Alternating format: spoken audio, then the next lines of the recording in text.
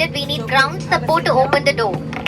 We cannot open the door. We need oxygen too. So please let us. ꯑꯩꯈꯣꯏꯒꯤ flight ꯆꯠꯀꯗꯕ ꯌꯥꯗ꯭ꯔꯦ ꯆꯠꯇ꯭ꯔꯤꯉꯩꯁꯤꯗ ꯌꯥꯔꯝꯕꯤꯔꯝꯗ꯭ꯔꯤꯁꯦ ꯌꯥꯝꯅ ꯂꯥꯏꯕꯛ ꯐꯔꯦ ꯗꯦꯜꯂꯤ ꯇꯨ ꯔꯤꯌꯥꯗ ꯇꯨ ꯁꯥꯎꯗꯤ ꯆꯠꯀꯗꯕꯅꯦ ꯑꯗꯣ ꯍꯧꯖꯤꯛꯁꯦ ꯑꯩꯈꯣꯏ ꯍꯣꯇꯦꯜꯗ ꯑꯃꯨꯛ ꯃꯣꯏꯅ ꯑꯦꯗꯖꯁ ꯇꯧꯔꯒ ꯊꯥꯒꯗꯕ ꯃꯥꯜꯂꯦ ꯍꯌꯦꯡꯒꯤ ꯐ꯭ꯂꯥꯏꯠꯇ ꯑꯃꯨꯛ ꯆꯠꯅꯕ ꯁꯤꯟꯒꯅꯤ ꯍꯥꯏ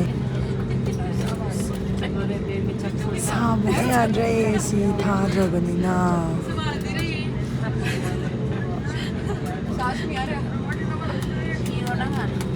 Hey, let's go. We reach Saudi.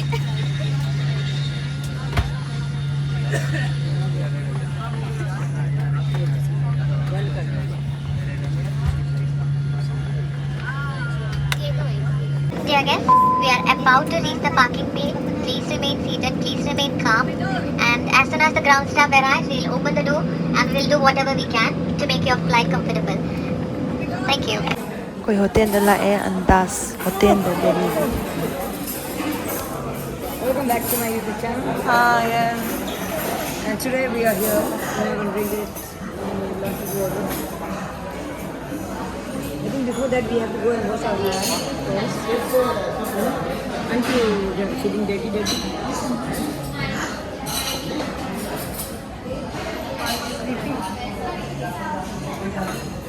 Happy no?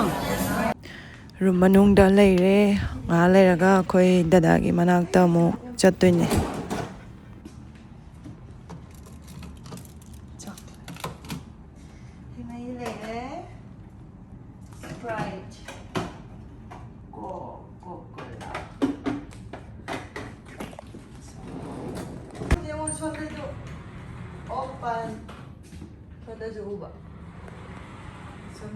ꯍꯧꯖꯤꯛꯀꯤ ꯋꯥꯁꯔꯨꯝꯗ ꯁꯤꯗ ꯂꯩ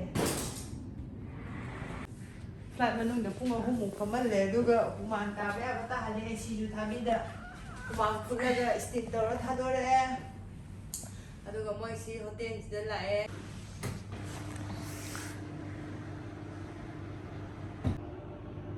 ꯐꯖꯩ ꯌꯥꯝꯅ ꯁꯤꯁꯦ ꯃꯣꯏꯒꯤ ꯗꯦꯀꯣꯔꯦꯁꯟꯁꯦ ꯎ ꯉꯥꯛꯇꯅ ꯂꯣꯏꯅ ꯀꯣꯏꯁꯜꯂꯒ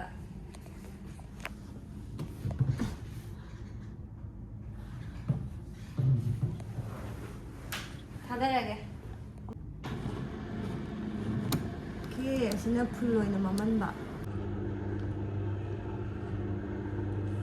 ꯋꯥꯀꯤꯡ ꯆꯠꯂꯅꯤ ꯉꯥꯏꯍꯥꯛ ꯉꯁꯤꯒꯤ ꯉꯁꯤ ꯍꯥꯏꯁꯦ ꯉꯔꯥꯡꯗꯩ ꯄꯣꯊꯥꯗ꯭ꯔꯦ ꯑꯌꯨꯛꯇ ꯄ꯭ꯔꯦꯛꯇꯤꯁ ꯇꯧꯔꯦ ꯑꯗꯨꯒ ꯍꯜꯂꯛꯑꯦ ꯄꯣꯠ ꯆꯩ ꯍꯥꯞꯆꯜꯂꯦ ꯑꯗꯨꯒ ꯗꯤꯅꯔ ꯇꯧꯔꯦ ꯑꯗꯨꯒ ꯑꯗꯨꯝ ꯊꯣꯛꯂꯛꯑꯦ 6:30ꯗ ꯗꯤꯅꯔ ꯇꯧꯔꯦ ꯑꯗꯨꯒ ꯊꯣꯛꯂꯛꯑꯦ ꯑꯦꯌꯥꯔꯄꯣꯔꯠꯇ ꯑꯗꯨꯒ 9:45ꯒꯤ ꯐ꯭ꯂꯥꯏꯠꯅꯦ ꯑꯗꯨꯒ ꯄꯨꯡ 1 ꯁ꯭ꯋꯥꯏꯗ ꯑꯗꯒꯤꯗꯤ ꯄꯣꯊꯥꯕ ꯃꯇꯝ ꯂꯩꯇꯦ ꯍꯧꯖꯤꯛ ꯄꯣꯊꯥꯔꯅꯤ ꯇꯨꯝꯃꯛꯇꯤꯁꯦ ꯀꯨꯏꯔꯦ ꯅꯍꯥꯟ ꯑꯦꯁꯤꯌꯥꯟ ꯒꯦꯝꯁꯀꯤ ꯔꯤꯁꯦꯞꯁꯟ ꯇꯧꯕꯒꯤ ꯗꯦꯜꯂꯤꯗ ꯇꯧꯋꯦ ꯑꯗꯨ ꯔꯤꯁꯦꯞꯁꯟ ꯇꯧꯕꯗꯒꯤ ꯄꯣꯊꯥꯐꯝ ꯈꯪꯗ꯭ꯔꯦ ꯍꯥꯏꯇꯥꯔꯦ ꯐ꯭ꯂꯥꯏꯠ ꯆꯠꯊꯣꯛ ꯆꯠꯁꯤꯟꯒ ꯑꯗꯩ ꯉꯁꯤꯁꯨ ꯖꯔꯅꯤꯗꯨꯁꯨ ꯉꯁꯥꯏꯅ ꯌꯧꯒꯗꯕꯗꯣ ꯍꯧꯖꯤꯛ ꯌꯧꯗ꯭ꯔꯦ ꯗꯗꯥꯏ ꯃꯅꯥꯛ ꯆꯠꯂꯨꯔꯦ ꯍꯜꯂꯛꯑꯦ ꯍꯧꯖꯤꯛ ꯅꯨꯡꯗꯥꯡꯒꯤ ꯐ꯭ꯂꯥꯏꯠꯇ ꯆꯠꯂꯅꯤ ꯍꯥꯏ ꯂꯒꯦꯖ ꯀꯩꯀꯥ ꯂꯧꯊꯔꯨꯔꯦ ꯔꯨꯝꯗꯒꯤ ꯑꯗꯨꯒ ꯈꯔ ꯑꯃ ꯁꯤꯗ ꯃꯣꯏ ꯆꯠꯇꯕ ꯀꯥꯡꯕꯨꯅ ꯗꯤꯅꯔꯁꯤꯗ ꯇꯧꯋꯦ ꯑꯌꯥꯝꯕꯅ ꯂꯣꯏꯅ ꯆꯠꯂꯦ ꯁꯤꯗ ꯂꯩꯔꯤꯕ ꯃꯌꯥꯝ ꯐ꯭ꯔꯤꯗ ꯉꯥꯛꯇꯅꯦ ꯁꯤ ꯆꯥꯅꯕ ꯃꯌꯥꯝꯁꯦ ꯕꯨꯛ ꯇꯧꯕꯗ ꯂꯣꯏꯅ ꯌꯥꯎꯕꯅꯦ ꯆꯥꯕ ꯌꯥꯏ ꯁꯤꯗꯒꯤ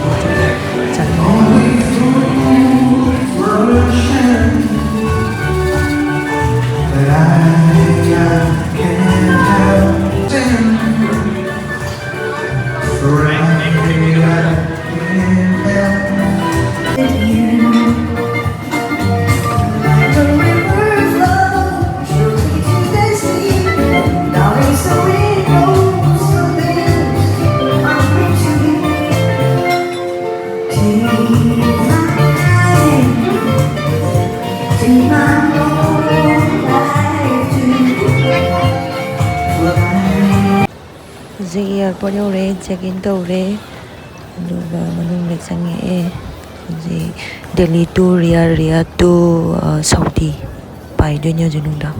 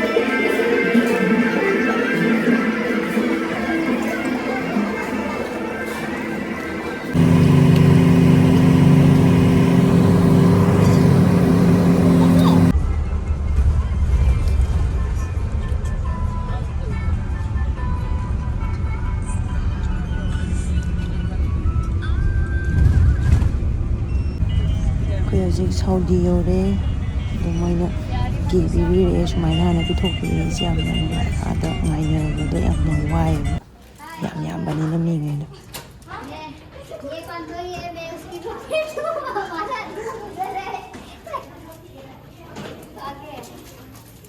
अंदर ये हमारा रूम है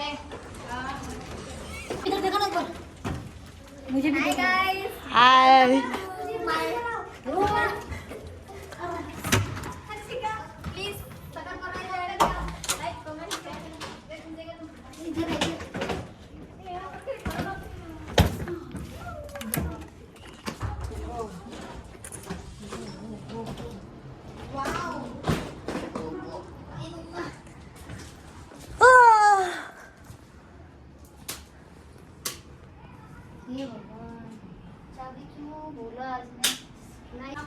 ꯑꯩꯈꯣꯏ ꯑꯅꯤꯒꯤ ꯕꯥꯠꯔꯨꯝꯅꯦ ꯁꯤꯅ ꯂꯣꯁꯟ ꯁꯦꯝꯄꯨ ꯀꯩꯀꯥ ꯂꯣꯏ ꯂꯩꯔꯦ ꯕꯥꯠꯇꯞ ꯂꯩꯔꯦ ꯑꯗꯒꯤꯗꯤ ꯃꯈꯥꯗꯁꯤꯗ ꯋꯦꯠ ꯑꯣꯟꯅꯕ ꯑꯃ ꯊꯝꯕꯤꯔꯝꯃꯦ ꯑꯩꯈꯣꯏ ꯑꯅꯤꯒꯤꯗꯤ ꯆꯞ ꯆꯥꯔꯦ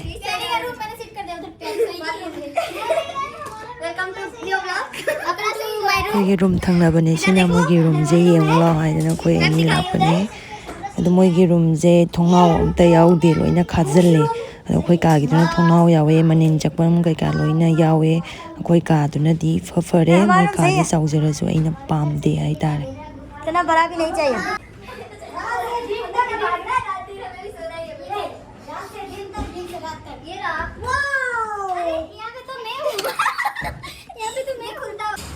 ꯁꯤꯗꯒꯤ ꯕ꯭ꯔꯦꯗꯉꯩꯁꯦ ꯆꯥꯅꯕ ꯅꯠꯇꯦꯕꯀꯣ ꯃꯣꯏꯒꯤ ꯗꯤꯖꯥꯏꯟꯒꯤ ꯑꯣꯏꯅ ꯊꯝꯕꯅꯦ ꯀꯥꯛ ꯀꯥꯛ ꯂꯥꯎꯕ ꯉꯥꯛꯇꯅꯦ खाना लगा रही है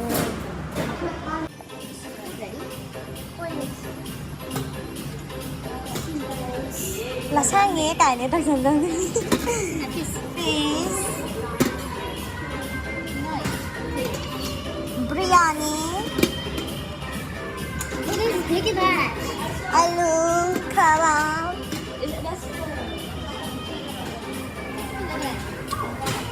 Yung man yung kami din nila yun.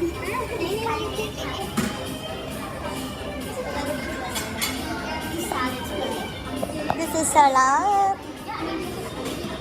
pasta shit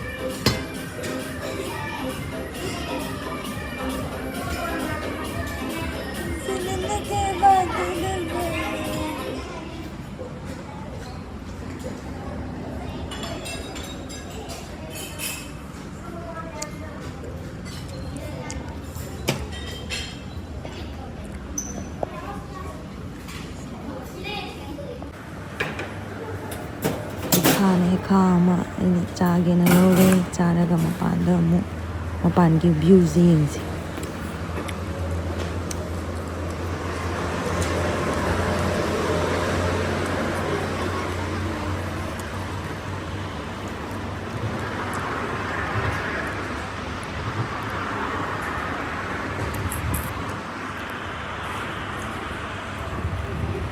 ꯁ꯭ꯋꯥꯏꯗ ꯂꯣꯏꯁꯤꯜꯂꯒꯦ ꯚꯤꯗꯤꯑꯣꯁꯦ ꯃꯊꯪꯗ ꯑꯃꯨꯛ ꯊꯦꯡꯅꯔꯁꯤ